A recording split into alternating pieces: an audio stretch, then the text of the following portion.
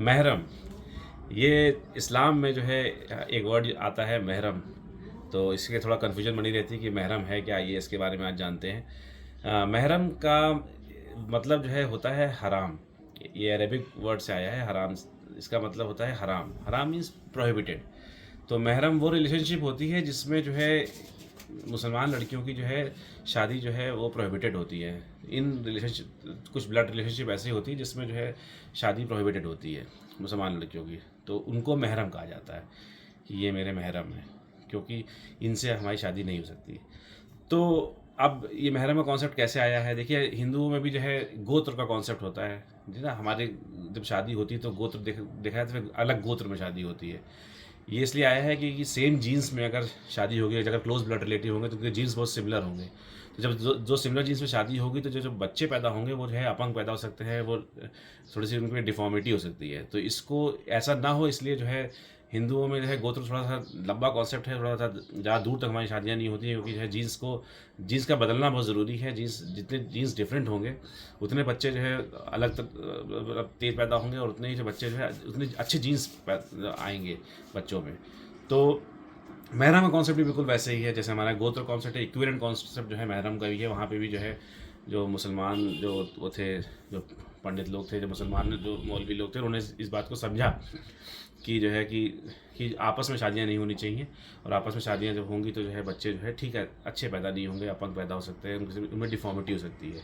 तो आइए देखते हैं कि जो है पहले कि महरम जो है वो हो महरम कौन लोग होते हैं। और महरम चार्ट एक बना हुआ है, मैंने इसको जो है एक इस्लामिक साइट से उतारा है।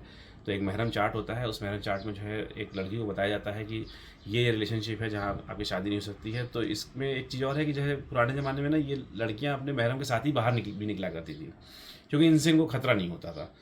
तो ये तो कॉन्सेप्ट पुराना है कि है, लेकिन आज के टाइम पे ये ट्रू इसलिए नहीं होता है कि आप इस समय तो जो है लड़कियां जो है जो मुसलमान लड़कियां भी काम करती हैं, हिंदू लड़कियां भी काम करती हैं। तो जब लड़कियां बाहर काम करने जाती हैं तो ये बाहर ना निकलने वाला है, साथ ना रहने वाला कॉन्सेप्ट जो है वो ज़्यादा वर्क नहीं करता है, क्योंकि अगर बाहर आप जाएंगे तो आप काम भी करेंगे, आप लोगों से बात भी करेंगे, वो सब करेंगे। पुराने ज़माने में जो है वो जो महरम नहीं होता था उनको देखना और उनको जो है उनके सामने पर्दा करना पड़ता था, और उनको देखना भी ज़रूरी नहीं था, और उनके साथ आप बाहर नहीं जा सकते थे।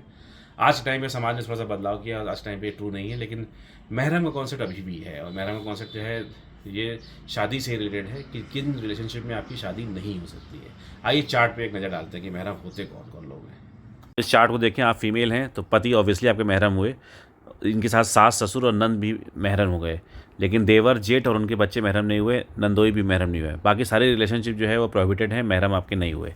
और अगर आप अपने माँ बाप के साइड देखें तो ऑब्वियसली माँ बाप भाई बहन महरम हुए, फिर भाई बहन के बच्चे जो है महरम हुए, मौसी चाचा ताऊ बुआ मामा दादा दादी महरम हुए। लेकिन देखिए बहन का पति महरम नहीं हुए, मौसी चाचा ताऊ के बच्चे जो आपके कज़न्स होते हैं वो महरम नहीं हुए, क्योंकि मुसलमानों में जो है कज़न्स में शादी जाती है इसलिए वो महरम नहीं होते। और मौसी के पति भी महरम नहीं हुए, और बुआ के पति भी महरम नहीं हुए। तो ये जो है बहुत ही सिंपल सा है, इसको जो है बहुत ज़्यादा कॉम्प्लिकेट नहीं है तो समझना। तो इन लोगों के साथ जो है लड़कियां आराम से जा सकती हैं, इनके साथ पर्दा करने की ज़रूरत नहीं है। बाकी सब लोग के साथ पर्दा करने की ज़रूरत है, और लड़कियां बाहर नहीं जा सकती हैं।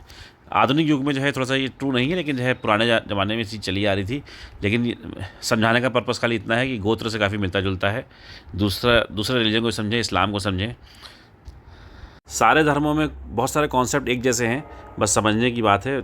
आप देखेंगे कि जितने भी धर्म हैं, अगर वो कोई बहुत पुराना धर्म है तो उसके पास जो कॉन्सेप्ट हैं, नए धर्मों ने उस कॉन्सेप्ट को लिया है। तो एक और चार्ट है देखिए जो मुझे मिला है, ज़्यादा रिलेवेंट नहीं है कि फिर मैं दिखा रहा हूँ।